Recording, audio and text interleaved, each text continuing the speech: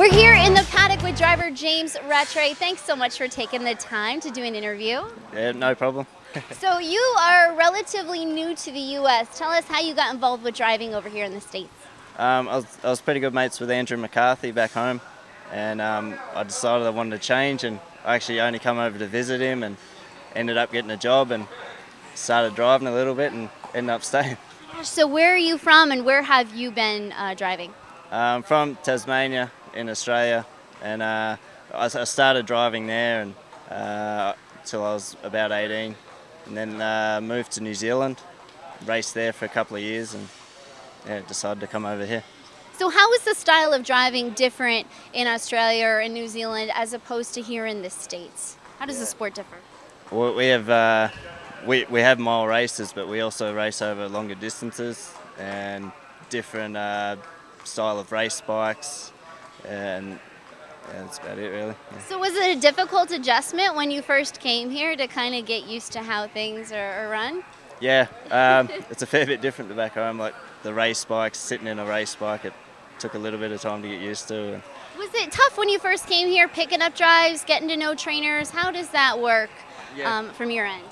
Yeah, it's pretty tough. I'm sort of based with Noel Daly, and I get a few drives from there. And, yeah. So what other tracks have you been at? We know we see you here at Pocono every now and then. Where else have you been getting drives?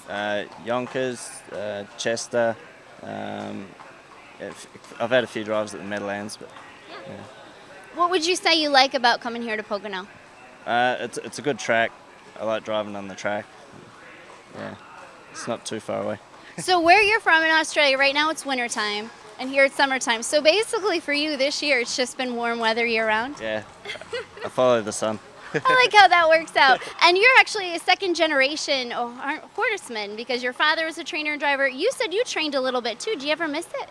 Yeah, I trained back home. I got my trainer's license probably 4 years ago. I moved up to Sydney for about 6 months with a couple of horses and won a couple of metropolitan races. It was a good experience. So you've been doing this since you were a kid. What do you love about the sport? What keeps you in it?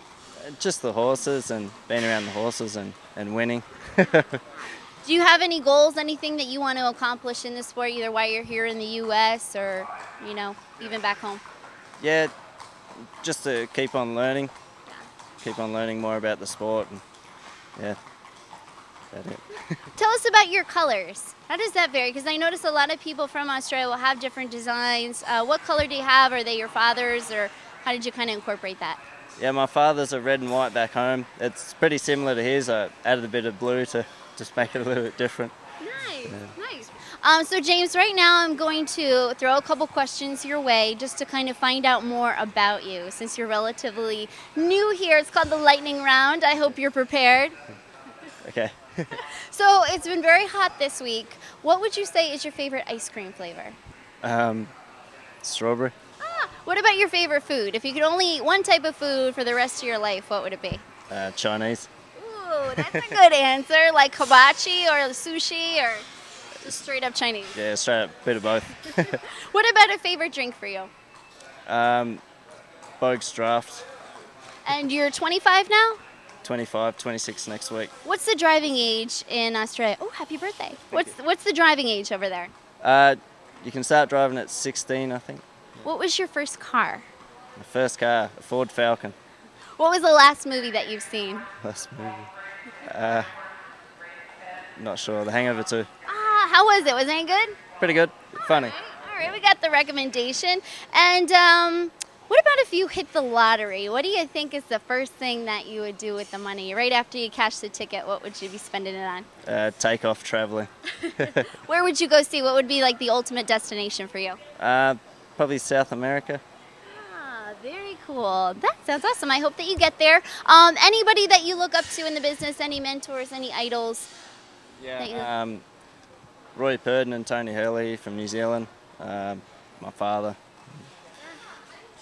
That's a pretty good crew there. You planning on staying here through the winter, or you think you're going to snowbird it back to Australia? We'll see. Wait and see. Well, that we will stay tuned for as well. Thank you so much for doing the interview. It was a pleasure to talk to you. All right, thank you.